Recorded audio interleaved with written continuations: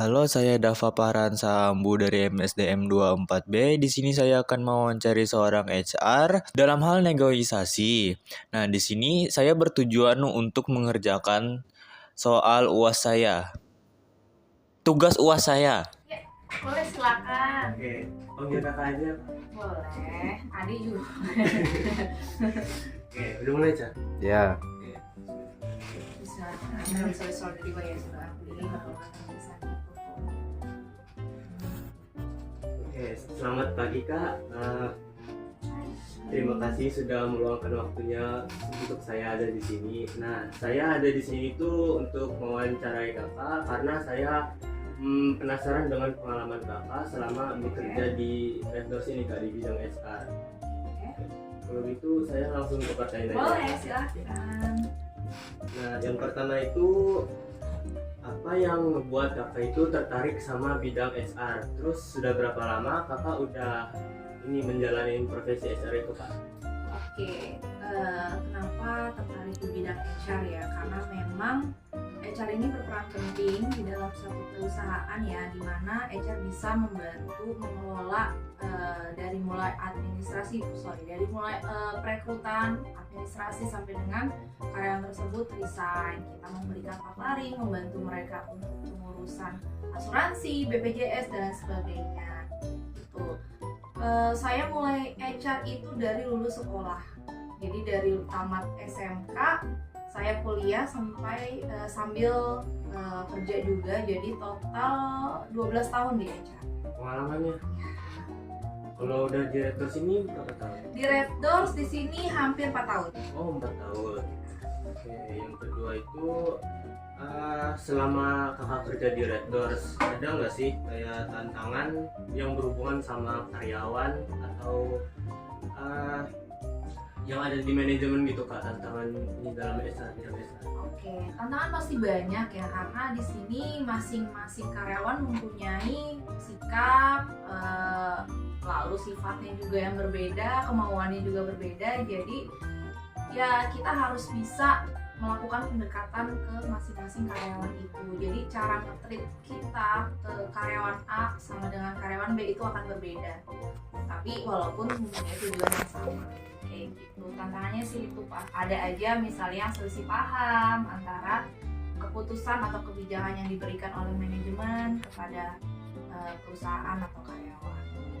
Berarti misalkan ada 100 karyawan di Reddoors ini, kakak nge-treatnya itu beda-beda tiap orang? Pastinya beda. Nge-treat dalam hal untuk mencapai tujuan yang bersama itu, kan orang-orang kan beda-beda ya sikap ataupun sifatnya. Jadi cara mendekati si A ini caranya adalah begini, cara mendekati B begitu. Jadi akan berbeda pastinya.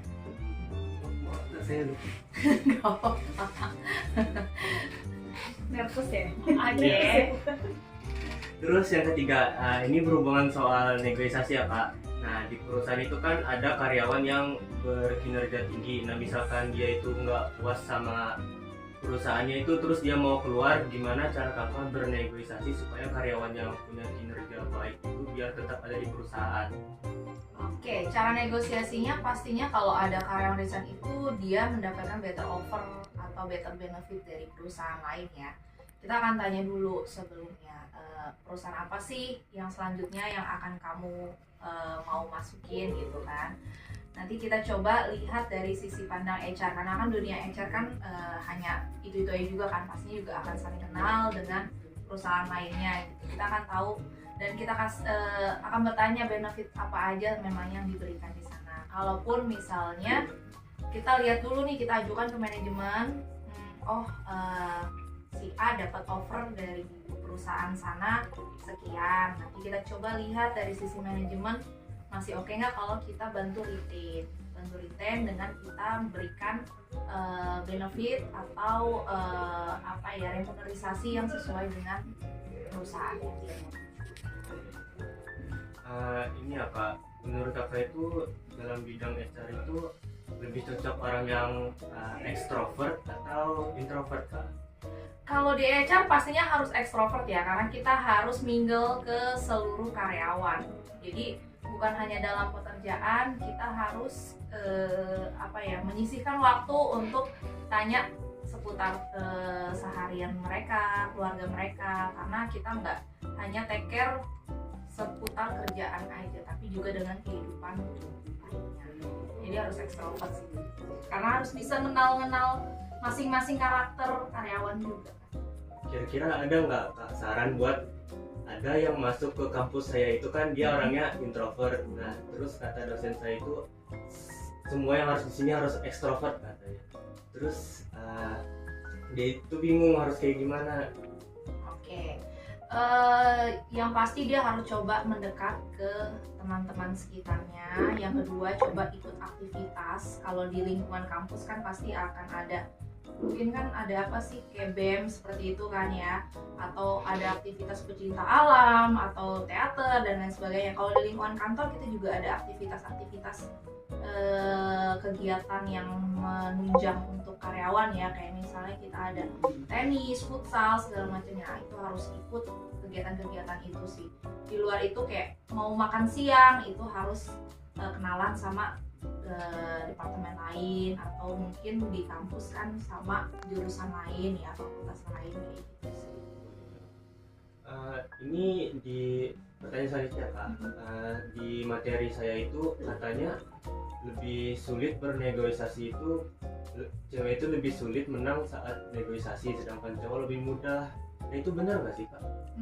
Kayaknya enggak itu, karena kan cewek itu malah lebih banyak berbicara ya, justru malah untuk lingkup negosiasi itu bisa dimudahkan oleh cewek atau perempuan ya, apalagi dalam hal negosiasi harga misalnya. Biasanya kalau cowok itu agak sulit tuh negosiasi. Langsung dari gitu aja. Iya, nggak mau yang ribet ya.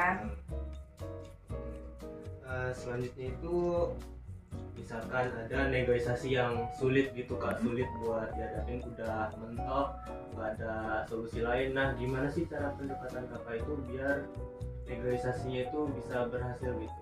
Ini konteksnya negosiasi dalam hal apa dulu? Negosiasi apa ya? Misalkan kerjasama antar perusahaan gitu. Kerjasama vendor gitu ya.